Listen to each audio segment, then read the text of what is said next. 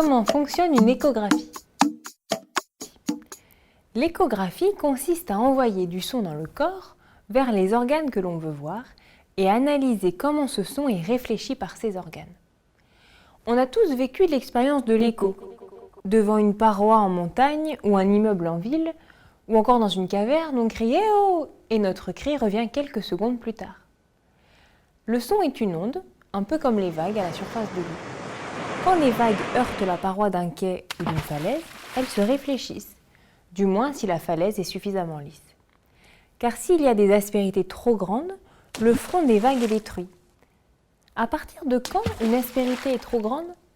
Eh bien, grosso modo, quand elle est de la taille de la distance qui sépare deux vagues successives, ce qu'on appelle la longueur d'onde. Par exemple, pour les vagues de l'océan, qui ont une longueur d'onde de quelques mètres, une falaise avec des blocs de rochers désordonnés de plusieurs mètres à ses pieds va briser les vagues. Au contraire, un quai bien lisse pourra même réfléchir les vagues de longueur d'onde de quelques centimètres produites par les bateaux. Le son produit par la parole a une longueur d'onde de l'ordre du mètre. Face à un immeuble moderne à la façade lisse, le son est donc réfléchi. Si l'on crie face à l'immeuble, l'onde sonore se propage jusqu'à la façade, puis se réfléchit et revient, nous entendons l'écho. Comme le son se propage dans l'air à 340 mètres par seconde, le temps de retour de l'écho sera de 2 secondes si l'immeuble se trouve à 340 mètres, le temps de faire l'aller-retour. Et bien sûr, on n'entendra l'écho que si l'on a crié suffisamment fort pour être entendu à 680 mètres, la distance totale parcourue par le son. Dans une pièce, les meubles devant les murs jouent le rôle des aspérités des parois et brisent l'écho. Mais dans une pièce vide, le son est très bien réfléchi par les murs. Si l'on est au centre d'une pièce de 4 mètres sur 4 mètres, le son ne met que 1 centième de seconde pour revenir à nos oreilles.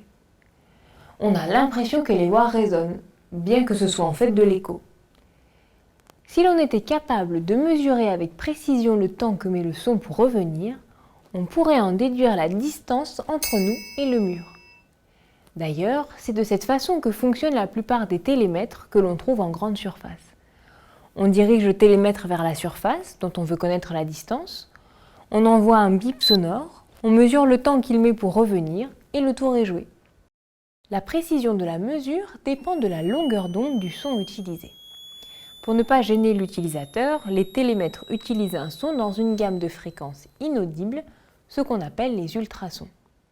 Ces ultrasons ont une longueur d'onde de 9 mm et la précision de la mesure sera donc de l'ordre du centimètre.